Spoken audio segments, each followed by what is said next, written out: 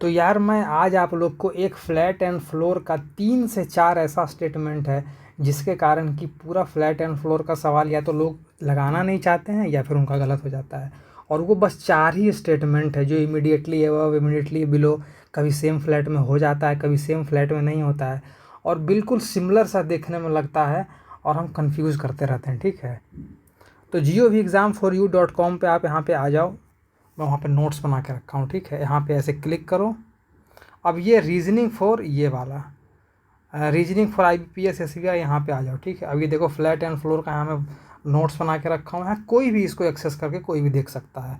अपने लैपटॉप में इसको खोलो और लैपटॉप में ही खोलना, तब ये अच्छा चलेगा और अच्छा दिखेगा, मोबाइल में नहीं। ठीक है, तो देखो x is just below flat of L. अब और फ्लैट ऑफ एल और मैं कहूँ x is immediately below L, दोनों में अंतर हो जाएगा। ठीक है, ये दोनों में अंतर हो जाएगा। तो मैं आपको एक रामबाण तरीका बताता हूँ इसको पकड़ने का। आप हमेशा पकड़ लोगे कि वो दोनों सेम फ्लैट में है कि नहीं। ठीक है, तो आप हमारे इस स्टेटमेंट को हमेशा ध्यान रखना, ये वाला either flat of subject is known और flat of object is known. ठीक है, तो इसका मतलब यही हुआ कि या तो फ्लैट का सब्जेक्ट नोन हो, either flat of subject is known, या तो सब्जेक्ट का फ्लैट नोन हो या फिर ऑब्जेक्ट का फ्लैट नोन हो। तो उस केस में सेम ही फ्लैट में दोनों रहेगा। ठीक है, तो सब्जेक्ट जाहिर सी बात है वर्ब से पहले वाला होता है, ऑब्जेक्ट बाद वाला। तो या तो सब्जेक्ट का फ्लैट पता हो या फिर ऑब्जेक्ट का फ्लैट पता हो, तो उस दोनों केस में क्या होगा, हम फ्लैट सेम ही रखेंगे। ठीक है, तो आ जाओ ये चारों स्टेटमेंट को पढ़ते हैं और ये चारों स्टेटमेंट को पढ़ते हैं और ये चारों स्टेटमेंट लगभग लगभग एक जैसा ही है, ये वाला चारों। ठीक है, ये चारों स्टेटमेंट लगभग लगभग एक जैसा ही है।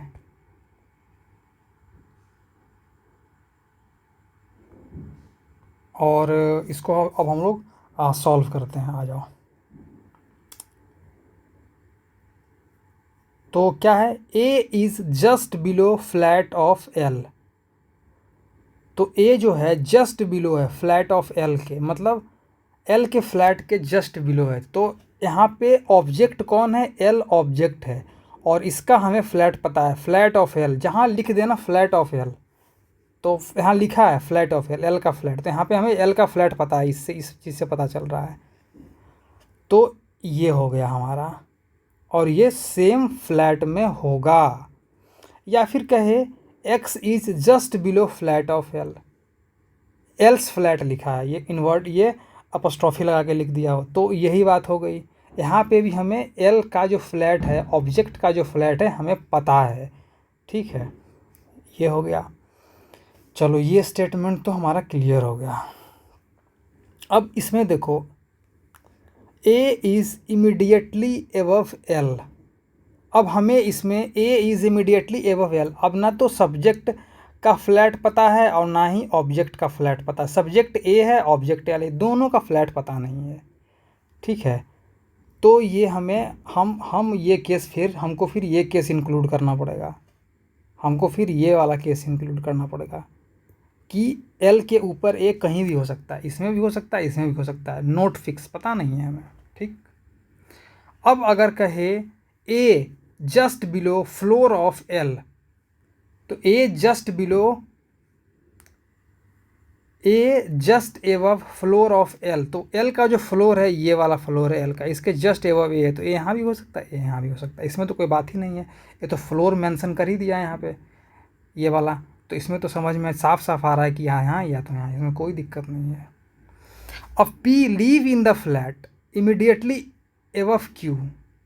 ठीक है, P leave in the flat immediately above Q, तो पी उस फ्लैट में रह रहा है जो क्यू के जस्ट एबव हो, मतलब इन द फ्लैट लगा हुआ है, तो द मतलब कि वो कोई ख़ास है और नोन है, ये इंग्लिश का कंसेप्ट है, तो हमें पहले से ही पता है।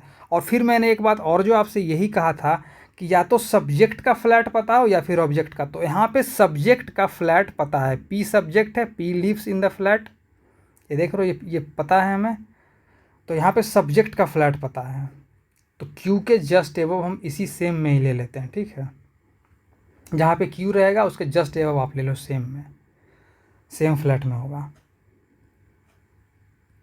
अब देखो P live in the flat, P subject है और फिर से कह रहा है इन द फ्लैट, मतलब हमें सब्जेक्ट का फ्लैट पता है। 2 floor below the flat in which D live, अब डी का भी फ्लैट पता है, तो ये वाला केस हो गया, देख लो 2 फ्लोर बिलो, दोनों का पता हो तो और अच्छी बात है। अब P live in the flat 2 floor below the flat in which D live, P live in the flat 2 floor below the flat in which D live, तो जिस फ्लैट में डी रहता है उससे 2 फ्लोर नीचे पी रहता है, ठीक है। इसमें दोनों का फ्लैट पता है हमें, P lives in the flat 2 floor below the flat in which D live, subject का भी फ्लैट पता है, ऑब्जेक्ट का भी फ्लैट, दे सेम ही ले लेंगे, ठीक है। और कभी किसी में एक में ही दिया हो, या तो सब्जेक्ट का ही फ्लैट पता हो या फिर ऑब्जेक्ट का, तब भी हम सेम ले लेते हैं। अगर दोनों में से कोई किसी का हम लोग पता हो गया कि यहाँ बैठा है तो उसी में वो भी बैठेगा। डब्ल्यू लिव 2 फ्लोर बिलो सी, तो सी के 2 फ्लोर बिलो डब्ल्यू रहता है, तो डब्ल्यू यहाँ भी हो सकता है, यहाँ भी हो सकता है, ठीक है। डब्ल्यू लिव 2 फ्लोर बिलो सी के 2 फ्लोर नीचे, तो यहाँ भी हो सकता है, यहाँ भी हो सकता है, नहीं पता है, ना तो सब्जेक्ट का फ्लैट पता है ना तो ऑब्जेक्ट का फ्लैट पता है, तो कहीं भी लेना पड़ेगा हमको। और 2 फ्लोर है तो एक का गैप छोड़ दिए, अब हम यहाँ पे आते हैं, एक और है, ठीक है, एक और भी है, P lives below the flat of K, P lives below the flat of K, ठीक है, P lives below the flat of K, तो के फ्लैट के बिलो पी रहता है, के फ्लैट के बिलो पी रहता है, तो सेम ही फ्लैट में रहेगा। यहाँ पे क्या है, हमें किसका सब्जेक्ट पता है, हमें किसका फ्लैट पता है, ऑब्जेक्ट का, ये जो ऑब्जेक्ट है ना के, पी तो सब्जेक्ट हो गया, यहाँ पे के, इसका ऑब्जेक्ट का फ्लैट पता है, ठीक है। तो अगर हमें कोई बता दे कि ये वाला केस है और के यहाँ पे है, तो हम लोग आराम से पी इसी में लेंगे, जहाँ पे भी हो, पता नहीं है इसमें कहाँ लेना है, लेकिन इसी में लेंगे, ठीक है। क्योंकि मैं जो बताया हूँ ट्रिक, आप उस पर ध्यान रखो और वो उससे सब हो जाएगा। आप देख ही रहे हो, मैं करके दिखाया हूँ पूरा, और वो मैं ये नोट किया हूँ, ठीक है। अब अक्सर लोगों को एक बात की और कन्फ्यूज़न रहती है, एक बात का और कन्फ्यूजन रहता है, बिटवीन और गैप। अगर कहे 2% leave between A and B, A और बी में 2 लोग रह रहे हैं, या फिर गैप बोले, तो जितना लोग बोल रहा है हमेशा उतना ही रहेगा, बस 2 वर्ड यूज करेगा उसी केस में। पहला वर्ड है बिटवीन और दूसरा वर्ड है गैप, ठीक है, ये वाला देख लो। तो अगर बिटवीन या गैप में से कुछ भी बोले तो आप उतना ही लेना जितना काउंटिंग नंबर हो, काउंटिंग नंबर के इक्वल ही लेना, ठीक है। अब अगर above they 2 A leave 3% away, A leave 3% away from B, तो बी से ए जो है 3% अवे है, तो काउंटिंग नंबर 3 है, तो उसमें से 1 माइनस कर देना है, तो 2 बीच में 2 ही रहेगा। या फिर 2% अबव दे दे, 2% बिलो दे दे, 2% राइट दे दे, लेफ्ट दे दे, या फिर 3% after B leave 3% after A के 3% बाद, तो 2 ही लेंगे इसमें। अगर जब तक बिटवीन और गैप ना यूज करे तब तक काउंटिंग नंबर के बराबर नहीं लेना है, ठीक है। काउंटिंग नंबर के बराबर तभी लेना है जब बिटवीन और गैप यूज करे, और नहीं तो हमेशा काउंटिंग नंबर से 1 कम लेना है। तो अक्सर यही 3 वर्ड यूज होता है, ऑलवेज, एवब, यही 3-4 वर्ड मैं हमेशा नोट करके रखा था, तो मैं आज यहाँ भी आप लोग को बता दिया, ठीक है। अब एक चीज़ मैं लोगों को और देखता हूँ हमेशा कंफ्यूज करते रहते हैं, वो है प्रीसीडेड बाई और फॉलोड बाई, ठीक है। इसमें भी लोग बहुत गंदे तरह से कंफ्यूज रहते हैं, इवन मैं भी। और अगर आप इसको इंग्लिश के लैंग्वेज में पढ़ के समझना चाहोगे ना, कि इंग्लिश जैसे कह रहा है वैसे करके हम समझ के बैठाएं, तो 7% गलत होगा, क्योंकि ये एक पैसिव सेंटेंस है जिसमें सब्जेक्ट बाद में होता है और ऑब्जेक्ट पहले होता है, तो आप वो गलत करोगे ही करोगे। तो इसलिए और टाइम भी लगेगा फिर सोचने में, इसलिए मैं एक बहुत ही शॉर्टकट तरीका बनाया हूँ, आप उसको देख लो, ठीक है। हाउ मैनी, कितना है, ठीक है, जितना है वो बीच में है, और इस साइड प्रिसीडेड बाई आता है, जो प्रिसीडेड बाई दिया हुआ है, और इस साइड फॉलोड बाई या सक्सीडेड बाई दोनों एक ही कहलाता है। ठीक है, तो हाउ मैनी जो पूछेगा वो यहाँ पे आएगा, प्रिसीडेड बाई वाला यहाँ पे, फॉलोड और ये दोनों यहाँ पे, या सक्सीडेड वाला। इसका करके दिखाता हूँ। ठीक है, हाउ मैनी नंबर, अब क्या है, how many number, how many number दे दिया है। ठीक है, हाउ मैनी नंबर दे दिया है।